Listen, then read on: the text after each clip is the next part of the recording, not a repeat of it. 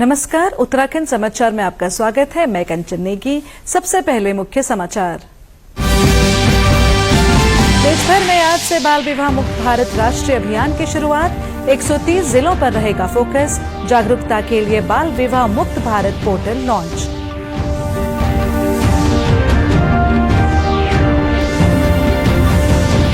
पर्यटन नगरी के तौर पर विकसित होगा ऋषिकेश। पर्यटन विकास के लिए केंद्र ने दी 100 करोड़ की मंजूरी। 66 करोड़ की धनराशि जारी।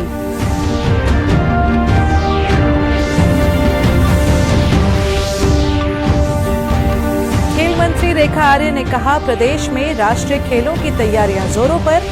जल्द तय होंगी खेलों की तारीख।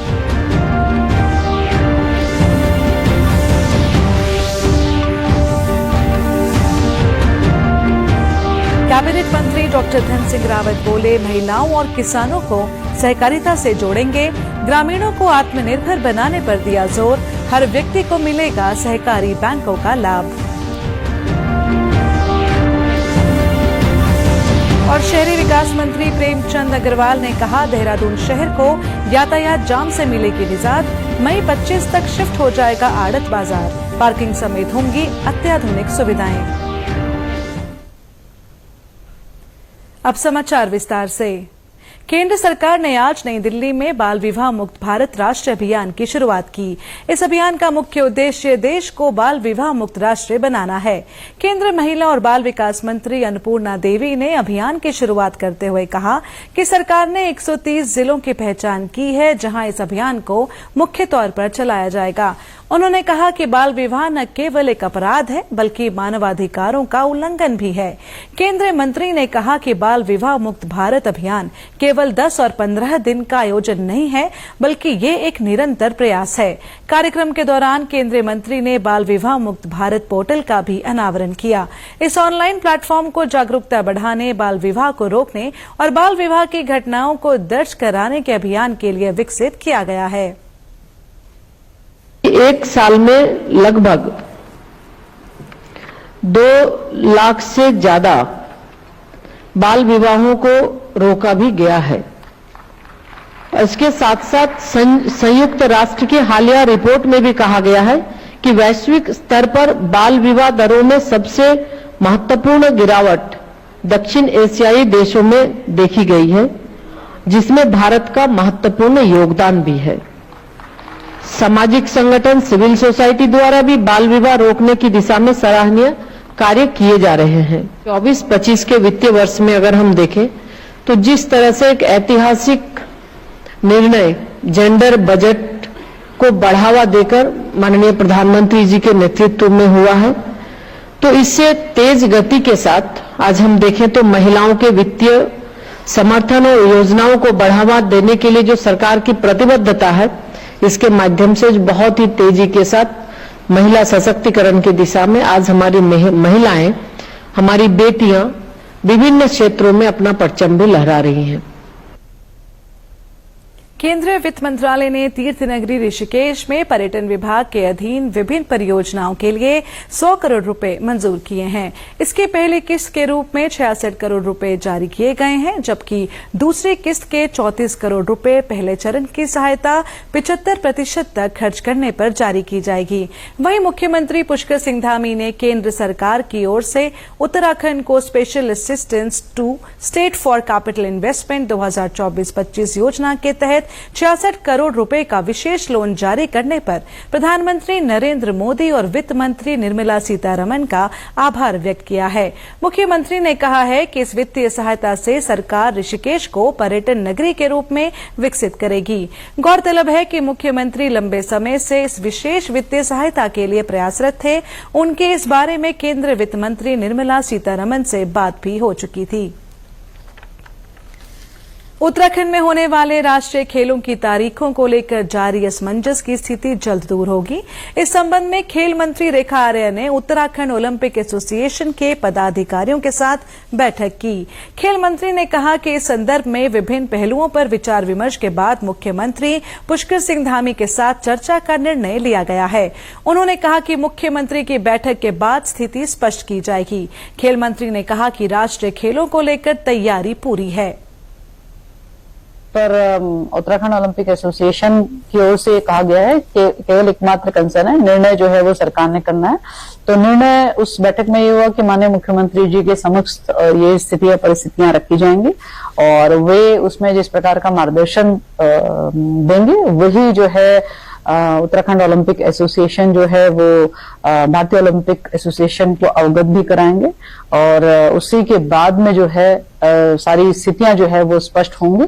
तो माननीय मुख्यमंत्री जी का समय जो है वो अभी मांगा जा रहा है। बाकी सारी तैयारियां जो है वो अभी तक में जीटीसी की ओर से जो आया है, डीओसीज की तरफ से जो आया है, मैं समझती हूँ कि जितने संसाधन उत्तराखंड में विकसित किए गए हैं उतने संसाधन पूरे देश भर में किसी भी स्टेट में इतने विकसित नहीं है। आपको बता दें कि राज्य में राष्ट्रीय खेल 28 जनवरी से 14 फरवरी तक होने थे, लेकिन चीन में विंटर एशियन गेम्स की वजह से आईओसी ने राज्य सरकार से तिथियों में बदलाव पर सहमति मांगी है। प्रदेश में अगले साल होने वाले राष्ट्रीय खेलों की तारीखों को लेकर बनी असमंजस की स्थिति के बीच तैयारियां जोरों पर हैं।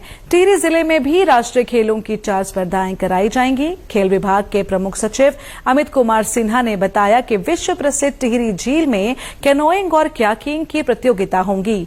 वहीं शिवपुरी में भी जल प्रतियोगिताओं का आयोजन होगा। खेल में हमें बहुत खुशी इस बात की है कि टिहरी झील में, जो कि बहुत विश्व प्रसिद्ध झील है, डैम जो हमारा बना है ये one of the highest dams है वर्ल्ड में, और यहाँ के झील में हम कैनोइंग कयाकिंग का और शिवपुरी में हम स्लालम का कंपटीशन करवाएंगे। तो हमें बहुत प्रसन्नता है, हम पूरी तैयारी भी हमारी है और हमें लगता है कि हम सब अच्छे से बखूबी निभाएंगे। वहीं उत्तराखंड ओलंपिक संघ के सचिव डॉक्टर डी.के. सिंह ने बताया कि टिहरी में राष्ट्रीय खेल की प्रतियोगिता होना गर्व और खुशी की बात है। प्रदेश के सहकारिता मंत्री डॉक्टर धन सिंह रावत ने कहा है कि सरकार किसानों, काश्तकारों, महिलाओं और स्वयं सहायता समूह को सहकारिता से जोड़कर आत्मनिर्भर बनाने की दिशा में निरंतर प्रयासरत है। आज देहरादून में सहकारिता में सहकार पर राष्ट्रव्यापी अभियान के तहत आयोजित कार्यक्रम में उन्होंने कहा कि सहकारिता से समृद्ध समाज का निर्माण करना सरकार की प्राथमिकता है। उन्होंने कहा कि सरकार द्वारा किसानों को सहकारी संस्थाओं से जोड़कर उनकी आय में वृद्धि के प्रयास किए जा रहे हैं। साथ ही महिलाओं और स्वयं सहायता समूहों को स्वरोजगार के नए अवसर प्रदान किए जा रहे हैं। इसके साथ ही प्रदेश भर में जिला सहकारी बैंक और राज्य सहकारी बैंकों की सेवाओं को हर व्यक्ति तक पहुंचाया जा रहा है। इससे पहले शिक्षा मंत्री डॉक्टर धन सिंह रावत ने विकासनगर स्थित पीएम श्री विद्यालय राजकीय इंटर कॉलेज में एनसीसी कैडेट्स के परेड का निरीक्षण किया और उनके अनुशासन व देशभक्ति की भावना को सराहा। ये कार्यक्रम एनसीसी सप्ताह के अंतर्गत आयोजित किया गया। उन्होंने कहा कि सरकार का उद्देश्य है कि प्रदेश में एनसीसी का अधिक से अधिक विस्तार कर इसका लाभ छात्र छात्राओं को पहुंचाया जाए। आवास व शहरी विकास मंत्री डॉक्टर प्रेमचंद अग्रवाल ने देहरादून के ब्राह्मणवाला में निर्माणाधीन आड़त बाजार का निरीक्षण किया। इस दौरान एमडीडीए द्वारा निर्माणाधीन पार्किंग, फायर स्टेशन का भी निरीक्षण किया। उन्होंने इस कार्यों में गुणवत्ता बनाए रखने के लिए अधिकारियों को निर्देशित किया। आड़त बाजार में 356 प्रभावित व्यापारियों में से 285 व्यापारियों को यहां प्लॉट दिया जा रहा है। लगभग 126 करोड़ रुपए की योजना से करीब 10 हेक्टेयर भूमि पर आड़त बाजार शिफ्ट किया जा रहा है। मीडिया से बातचीत में कैबिनेट मंत्री अग्रवाल ने बताया कि आड़त बाजार के दोनों ओर सड़क बनाने का कार्य गतिमान है। यहां महिलाओं के लिए एक पिंक शौचालय बनाया जाएगा। इसके अलावा यहां STP, fire station, cold storage, polytechnic और पार्क बनाया है।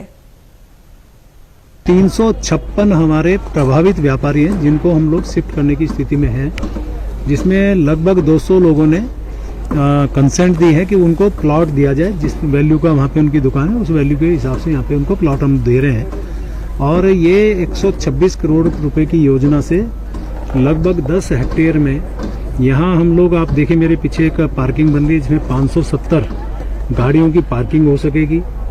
हमने दोनों साइड रास्ता बनाने का काम शुरू किया है। यहाँ एक ओवरहेड टैंक पानी का होना है, टॉयलेट्स बनने हैं जिसमें एक महिला के लिए पिंक टॉयलेट बनना है, एक कुंड बनना है। कुल मिला के इसको हम बहुत तेजी से काम कर रहे हैं। लगभग मई 2025 तक इस काम की अवधि अभी हमारे सामने है। काम में गति भी है और मेरे द्वारा कहा भी गया है कि काम समय से भी हो, गुणवत्तापरक भी हो। भारतीय विशिष्ट पहचान प्राधिकरण UIDAI द्वारा देहरादून में आधार से अधिकतम प्रभाव प्राप्त करना विषय पर एक दिवसीय राज्य स्तरीय कार्यशाला का आयोजन किया गया। कार्यशाला में प्रतिभाग करने पहुंची मुख्य सचिव राधा रतूड़ी ने कहा कि ये देश और उत्तराखंड का मिशन है कि ज्यादा से ज्यादा आधार का प्रभाव बढ़ाया जा सके, इससे फ्रॉड होने की गुंजाइश कम होगी। उन्होंने कहा कि सरकार की समस्त योजनाओं में आधार को शामिल किया जाना जरूरी है। इस कार्यक्रम में UIDAI के दिल्ली क्षेत्रीय कार्यालय के उप महानिदेशक संजय सोहनी ने कहा कि कार्यशाला का उद्देश्य उत्तराखंड में आधार के इस्तेमाल को बढ़ावा देना है।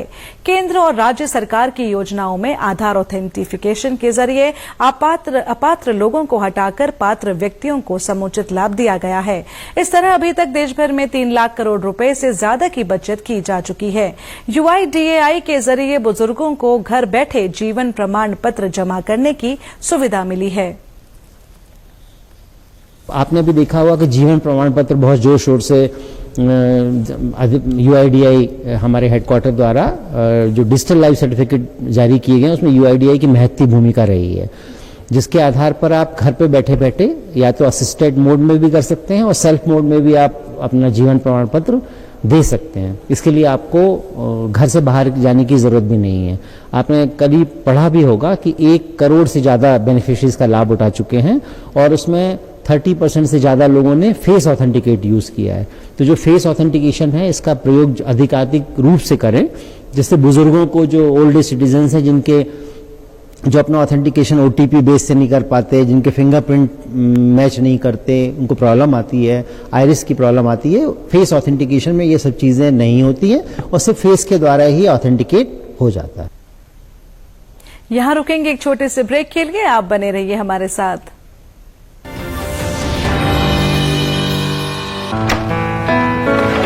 पापा ये सब? हाँ, जो चीजें सालों से बेवजह पड़ी हो उन्हें हटा देना चाहिए। ये भी दादाजी की पुरानी पासबुक और FD। अरे ये कैसे रह गया? पैसे गए? नहीं, उपाय है। बैंक खाते को संचालित करते रहना चाहिए, वरना खाता इनऑपरेटिव हो जाता है। ऐसे में बैंक से संपर्क करें, खाता सक्रिय करवाएं और आपकी रकम जो है उसे ब्याज समेत क्लेम करें। दादू ये RBI कहता है जानकार बनिए, सतर्क रहिए। सही कह रहा है। ब्रेक के बाद एक बार फिर आपका स्वागत है। समग्र शिक्षा नैनीताल और एक निजी संस्था ने हल्द्वानी के MB इंटर कॉलेज में राष्ट्रीय आविष्कार अभियान कार्यक्रम के तहत एक कार्यशाला का आयोजन किया। कार्यशाला में नैनीताल जिले के विभिन्न विकासखंड से क्विज एवं विज्ञान प्रदर्शनी में चयनित बाल वैज्ञानिकों ने प्रतिभाग किया। जनपद के CDO अशोक पांडे ने बताया कि यहां स्कूली बच्चों को खगोल विज्ञान के बारे में बताया जा रहा है ताकि वे भविष्य में खगोल विज्ञान को अपना करियर बना सकें। विलेज का एक कॉन्सेप्ट यहाँ पे नैनीताल जिले में लाया गया है, जिसमें बच्चों को खगोल शास्त्र में इनकी दिलचस्पी बढ़ाने के लिए और इसकी जानकारी देने के लिए एक संस्था के माध्यम से बच्चों का थोड़ा एजुकेशन टूर किया जा रहा है। उसके दौरान कुछ कॉन्टेस्ट वगैरह भी कराए जा रहे हैं वहाँ पे। वहीं मुख्य शिक्षा अधिकारी PL टमटा ने बताया कि जनपद की सरकारी स्कूल के बच्चों को विज्ञान और तकनीक की जानकारी दी जा रही है ताकि बच्चे अपना भविष्य संवार सकें। एस्ट्रोवर्क्स कार्यशाला जनपद नैनीताल की आयोजित की जा रही है। हमारा मकसद है कि बच्चों को प्लेटफॉर्म उपलब्ध कराना ताकि बच्चों में इसमें इंटरेस्ट जागृत किया जा सके और बच्चे अपना अंतरिक्ष के जो हमारा एक बहुत बड़ा एक स्पेस है उसमें अपना भविष्य संवार सकते हैं। उसके साथ ही हमारी एक कार्यशाला और भी है यहाँ पर क्यूज की जनपद स्तरीय, जो बच्चे ब्लॉक स्तर पर क्यूज में फर्स्ट सेकंड आए तो उनका भी हम अभी इसमें बीच में सेकंड हाफ में उसका भी हम यहाँ पर आयोजन करें। कुल मिला के हमारा यही मकसद है कि बच्चों को प्लेटफॉर्म उपलब्ध कराना ताकि वो अपने प्रतिभा को यहाँ दिखा सकें। इस दौरान इसके लिए यहां बेंगलोर से आए वैज्ञानिक डॉक्टर भुवन भट्ट ने बताया कि आने वाला समय अंतरिक्ष विज्ञान का ही है। अंतरिक्ष विज्ञान में क्या क्या संभावनाएं हैं और किस तरह से हम उसके अध्ययन को आगे जारी रख सकते हैं और उससे किस तरह से अपना करियर बना सकते हैं और इसमें किस तरह से आप अपने आगे चलकर अंतरिक्ष विज्ञान में आप अपने रिसर्च कर सकते हैं, अपना सहयोग कर सकते हैं और ओवरऑल आप किस तरह से अपना contribution Indian space science programme के लिए कर सकते हैं। ये एक बेसिक फाउंडेशन हम समझते हैं कि इससे बच्चों को मिलेगा। कार्यशाला में जनपद के विभिन्न स्कूल से आए बच्चों ने प्रतिभाग किया। एक छात्रा कल्पना ने बताया कि उसने आज पहली बार टेलीस्कोप के माध्यम से सूर्य को देखा है। हमें स्पेस के बारे में बताया जा रहा है और अभी हमने सन के बारे में भी देखा और मुझे इसके बारे में एक बहुत अच्छी जानकारी प्राप्त हुई कि जो सन होता है उसमें जो ब्लैक स्पॉट्स दिखाई देते हैं वो एक्चुअली अरोरास के फॉर्म में दिखाई देते हैं। तो ऐसी जानकारी जानना हम छोटे बच्चों के लिए बहुत बड़ी बात है। ये हमारा आने वाले फ्यूचर में हमें एस्ट्रोनॉमी के लिए गाइडेंस मिलेगा कि हम इस फील्ड में भी जा सकते हैं। संभागीय परिवहन कार्यालय देहरादून ने लगातार बढ़ रही सड़क दुर्घटनाओं के कारणों को चिन्हित कर अपनी कार्य प्रणाली में बदलाव किया है। संभागीय परिवहन अधिकारी शैलेश तिवारी ने कहा कि अब हम उन्हीं कारणों पर फोकस करके कार्य करेंगे जो सबसे ज्यादा दुर्घटनाओं का कारण बन रहे हैं। उन्होंने कहा कि विभाग हादसों को रोकने के लिए हर संभव प्रयास करेगा। इस साल में जो हमारा जनवरी से अभी तक का समय है, नवंबर तक का, उसमें दुर्घटनाएं बढ़ी हैं और इसमें मृतकों की संख्या में भी वृद्धि हुई है। यह बहुत दुखद है और हमारा परिवहन विभाग इसमें लगातार प्रयास कर रहा है। अब प्रयास क्या, हम लोग तो जो इम्पोर्टेंट कारण है जिससे दुर्घटना हो सकती है उस पर बेसिस फोकस कर रहे हैं हम लोग हैं। एक जो दुर्घटना होने के कारण होता है ओवर स्पीडिंग होती है। कई जगह क्या होता है कि खासकर रात्रि में लोग ओवर स्पीडिंग करते हैं। हम लोग हर जगह अपने कैमरे भी लगे हुए हैं, हमारी टीमें भी लगी हैं। कई बार चूंकि शहर बहुत बड़ा है, अपना एरिया बड़ा है, तो इसमें तो लोग ओवर स्पीडिंग करते हैं, उससे दुर्घटना होती है। ओवरलोडिंग अपनी गाड़ी में या अपने ट्रक में ज्यादा सामान या ज्यादा व्यक्ति बैठा ले लेते हैं, इससे भी दुर्घटना होती है। शराब पी के वाहन चला रहे हैं, मोबाइल पे बात कर रहे हैं। तो इन सब चीजों को ध्यान में रखते हुए परिवहन विभाग ने अपनी स्ट्रेटेजी चेंज की है। अब हम उन्हीं चीजों पर बेसिक फोकस कर रहे हैं जो दुर्घटनाएं ज्यादा करवाती हैं। अल्मोड़ा जिले के सल्ट क्षेत्र में बीते 4 नवंबर को हुए भीषण सड़क हादसे और प्रदेश में बढ़ती सड़क दुर्घटनाओं को लेकर आज संयुक्त मजिस्ट्रेट के नेतृत्व में पुलिस प्रशासन और ARTO की टीम ने अल्मोड़ा रानीखेत क्षेत्र में संयुक्त चेकिंग अभियान चलाया। इस दौरान अनियमितता पाए जाने पर वाहनों का चालान किया गया। साथ ही ओवरलोडिंग करने वाले वाहन चालकों और मालिकों को कड़ी चेतावनी भी दी गई। चेकिंग के दौरान एक कार चालक के दस्तावेज पूरे नहीं होने और शीशे पर काली फिल्म चढ़ी होने पर कार को सीज किया गया। संयुक्त मजिस्ट्रेट ने कहा कि लोगों की सुरक्षा के लिए सप्ताह में एक बार वाहन चेकिंग अभियान चलाया जाएगा। प्रशासन, ARTO तथा पुलिस विभाग जो है, हम तीनों की जॉइंट जो है चेकिंग की जा रही थी, क्योंकि जो हमारा टारगेट है कि कोई भी दुर्घटना जो है नहीं हो हमारे क्षेत्रों में। तो इस कारण जो है हमने ओवरलोडिंग तथा बाकी भी DL की जो प्रक्रिया होती है, ड्राइविंग लाइसेंस, गाड़ी की फिटनेस, इन सभी चीजों को लेके जो है चलाया गया था आज। तो उसमें कई लोग जो है कई अनियमितताएं पाई गई। एक गाड़ी को सीज भी किया गया तथा करीब लगभग जो है 20 लोगों के चालान भी किए गए जिनमें जो है अनियमितताएं पाई गई। ये प्रक्रिया प्रत्येक हफ्ता जो है हम लोग इसको बिल्कुल ही निरंतर चलाए रखेंगे। पौड़ी जिले के दुगड्डा ब्लॉक मुख्यालय में जिला समाज कल्याण विभाग की ओर से बहुउद्देशीय शिविर का आयोजन किया गया। इस शिविर में क्षेत्र के लोगों की समस्याएं सुनी गई और कुछ का निपटारा मौके पर ही किया गया। वहीं दिव्यांगजनों के प्रमाण पत्र बनाए गए और उन्हें उपकरण वितरित किए गए। हमारी समस्या है सर पेयजल की। हमारी पेयजल योजना झटरी के साथ अटैच है, लेकिन पानी पिछले 2 साल से हम बड़े परेशान हैं। वो पानी बार बार टूटता रहता है। उन्होंने प्लास्टिक के पाइप वो ट्यूब जोड़ के और उससे पानी देते हैं। वो बंदर ने छलांग मारी, पानी टूटा, फिर 10 दिन तक हम बैठे हुए हैं। तो वही फिर हमें पिछले बरसात के दिनों में तो इतने परेशान रहे, मैं कहा भाई लोग बीमार हो जाएंगे। जे हिसाब से बात की। आज इन्होंने हमारे विधायिका जी से मिले थे, उन्होंने कहा है कि जो यहाँ पे SDO साहब आए थे जल संस्थान से, उनसे बात कराई है कि भाई होगा। उसके बाद कोई वर्मा जी हैं जो यहाँ पे उपस्थित नहीं थे, उनको बोला गया है कि भाई आप जो है इसको करो और इनके लिए जल्दी से जल्दी पानी की व्यवस्था करो। मेरे पास छड़ी नहीं थी, इसलिए मुझे आना पड़ा। मुझे छड़ी मिल गई जिससे मुझसे आसानी से मैं चल फिर सकूं। बराबर लगनी चाहिए ताकि सबको जानकारी मिलकर रहे, लाभ ले सकें लोग। शिविर में विभिन्न विभागों के स्टॉल भी लगाए गए थे, जिसके जरिए लोगों को सरकारी योजनाओं के विषय में जानकारी दी गई। इस अवसर पर यमकेश्वर की विधायक रेणु बिष्ट ने कहा कि सरकार शिविरों के माध्यम से जन कल्याणकारी योजनाओं को आम जनता तक पहुंचाने का प्रयास कर रही है। तो पहले तो मैंने देखा बहुत भीड़ लगती थी शिविर में और काम भी बहुत हुए लोगों को। तो धीरे धीरे मैं देख रही हूँ कि लोगों की समस्याएं का निदान हुआ है और आज ये है कि कम लोग इसलिए आए कि लोगों के काम अधिकतर हो चुके हैं और हम तो ये चाहते हैं कि धीरे धीरे इसकी तादाद कम होनी चाहिए। हमें तब लगेगा कि ये काम सबके पूरे हो चुके हैं। कुछ जो जटिल समस्या थोड़ा ये रहती है कि थोड़ा डॉक्टर्स वगैरह ये है कि नहीं छोटे शिविर में आ पाते, मगर हम लोग इसी तरह से बहुत से शिविर लगाते तो अभी 2-4 जगह और लगेंगे तो उसमें सब लोगों की वो भी समस्या खत्म हो जाएगी। इस शिविर में सबसे अधिक दिव्यांगजनों की समस्याएं रखी गईं। ब्लॉक प्रमुख रुचि कैंतुरा ने कहा कि उनकी कई समस्याओं का निस्तारण शिविर में ही किया गया। यहाँ पे जो अधिकतर समस्या हमारे पास आई वो अधिकतर जो मानसिक विकलांग है, दिव्यांग है, उन्हीं से संबंधित आज यहाँ पे ज्यादा समस्या आई और उनमें से आधी से ज्यादा समस्याओं का हमने निवारण कर दिया है और कुछ ऐसे यहाँ पे प्रॉब्लम्स भी आई। यहाँ पे स्वास्थ्य विभाग की पूरी टीम थी, लेकिन दुख इस बात का है टीम तो थी उनके पास, लेकिन वो अपनी सारी मशीनरी जो थी नहीं उनके पास, उपकरण नहीं थे, तो उन्होंने कहा कि एम्स में वो करवाएंगे यहाँ पे, तो हम यहाँ से उनको एम्स भेजेंगे और वहाँ पे उनका परीक्षण किया जाएगा।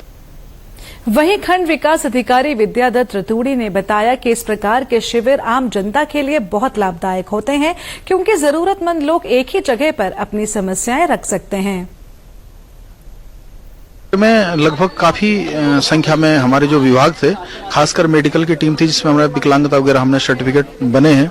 उसके अलावा कृषि का है, उद्यान का है, दिव्यांग पुनर्वास है, समाज कल्याण है, एनआरएलएम और विभिन्न रेखी विभागों द्वारा स्टॉल लगाए गए और माननीय विधायक जी की अध्यक्षता में शिविर आयोजित किया गया, जिसमें माननीय प्रमुख जी की उपस्थिति रही और माननीय विधायक जी के द्वारा जितने भी हमारे दूरस्थ क्षेत्रों से आए हुए ग्रामीण थे उनकी समस्याओं को सुना गया और विभिन्न जो रेखी विभागों के हमारे जल संस्थान, जल निगम और हाइडल जितने भी अधिकारी थे उनके द्वारा मौके पे उनका निस्तारण भी किया गया है। देहरादून के पुलिस लाइन में चल रही 3 दिवसीय छठी अंतर पुलिस मॉडर्न स्कूल खेलकूद प्रतियोगिता आज समाप्त हो गई। प्रतियोगिता में पुलिस मॉडर्न स्कूल देहरादून की टीम ने ओवरऑल पहला स्थान हासिल किया। प्रतियोगिता में 250 खिलाड़ियों ने भाग लिया। देहरादून के जिलाधिकारी सवीन बंसल और एसएसपी देहरादून अजय सिंह ने विजेता खिलाड़ियों को पुरस्कार प्रदान किए। इस मौके पर जिलाधिकारी सवीन बंसल ने कहा कि खेल न केवल शारीरिक व मानसिक रूप से बच्चों को स्वस्थ रखते हैं, बल्कि बच्चों में टीम वर्क, अनुशासन और आत्मसम्मान की भावना भी विकसित करते हैं। उन्होंने छात्रों को खेलों में बढ़ चढ़कर भाग लेने तथा खेलों को अपने जीवन का अभिन्न हिस्सा बनाने के लिए प्रोत्साहित किया।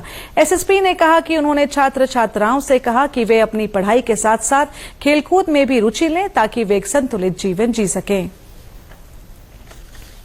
इस वर्ष पिथौरागढ़ जनपद में आने वाले पर्यटकों की तादाद में जबरदस्त इजाफा हुआ है। आदि कैलाश यात्रा के साथ ही जनपद में अन्य यात्राओं के पिछले वर्षों की तुलना में इस वर्ष रिकॉर्ड यात्री यहां पहुंचे हैं। पर्यटन विभाग के आंकड़ों के अनुसार 2022 में आदि कैलाश की यात्रा में आने वाले यात्रियों की संख्या 1761 थी।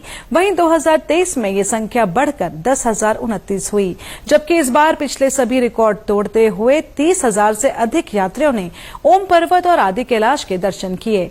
जिला पर्यटन अधिकारी कीर्ति चंद्र आर्य का कहना है कि प्रधानमंत्री मोदी के आदि कैलाश दौरे के बाद देश और दुनिया के पर्यटक यहां आने को लालायत हैं।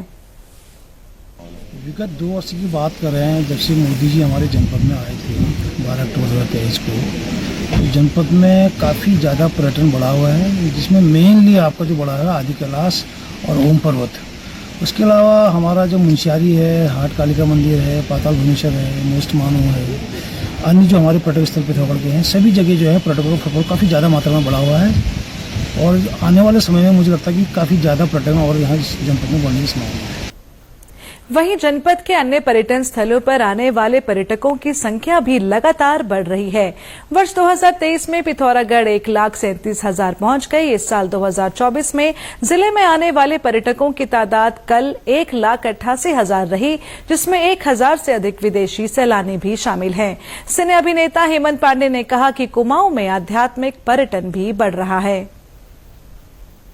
अब जो है सरकार का भी और लोगों का भी मन यहाँ कुमाऊं के लिए हुआ है। तो हमीरपुर कुमाऊं हिंद में बहुत खुली बात है कि, और क्योंकि हमारे पास एक तिलक लगाने के लिए आदि कैलाश है, ओम पर्वत है और मानसरोवर की यात्रा है, उस बहाने फिर हमारे यहाँ के जो तीर्थ स्थान है, पर्यटक जो है तीर्थ आध्यात्मिक पर्यटक भी हमारे यहाँ और बढ़ेंगे और जो खाली घूमने के भाव से आते हैं वो तो बढ़ ही रहे हैं। वहीं पर्यटन बढ़ने से व्यवसायियों के चेहरे खिले हैं। उनका कहना है कि पिथौरागढ़ पर्यटन हब के तौर पर विकसित हो रहा है। मैं सर्वप्रथम धन्यवाद देना चाहूंगा अपने आदरणीय प्रधानमंत्री नरेंद्र मोदी जी को, जिनकी वजह से आज पिथौरागढ़ एक डेस्टिनेशन हब बन गया है। आप आदि कैलाश की यात्रा ले लीजिए, ओम पर्वत को ले लीजिए या हिमालय खंड की यात्रा को ले लीजिए, यह सब आज टूरिस्ट हब के तौर पर पिथौरागढ़ आज उठ रहा है। और अब बात एंटरटेनमेंट की नई लहर वेव्स की। देश के सार्वजनिक प्रसारक दूरदर्शन ने ओटीटी प्लेटफॉर्म के क्षेत्र में कदम रखते हुए हाल ही में वेव्स की शुरुआत की है। ये डिजिटल मीडिया और ओटीटी दर्शकों को एक संपूर्ण इंफोटेनमेंट इकोसिस्टम देता है। अगर आपको भी चाहिए फ्री में शानदार कंटेंट तो आज ही डाउनलोड करें। क्यूआर कोड के जरिए भी वेव्स ऐप डाउनलोड की जा सकती है। प्रदेश के समाचारों में बस इतना ही। चलते चलते मुख्य समाचार एक बार फिर। देश भर में आज से बाल विवाह मुक्त भारत राष्ट्रीय अभियान की शुरुआत। 130 जिलों पर रहेगा फोकस। जागरूकता के लिए बाल विवाह मुक्त भारत पोर्टल लॉन्च।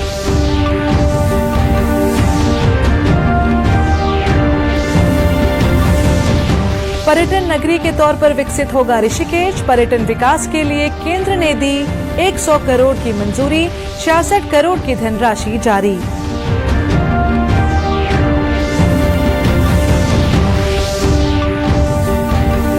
खेल मंत्री रेखा आर्य ने कहा, प्रदेश में राष्ट्रीय खेलों की तैयारियां जोरों पर। जल्द तय होंगी खेलों की तारीख।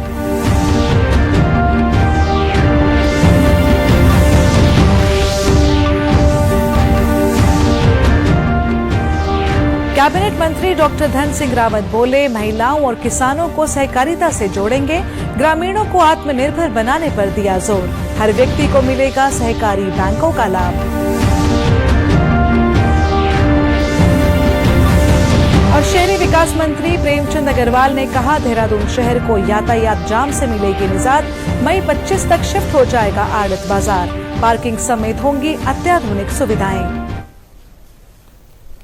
प्रदेश से जुड़ी अपडेट्स के लिए आप हमसे सोशल मीडिया के माध्यम से भी जुड़ सकते हैं।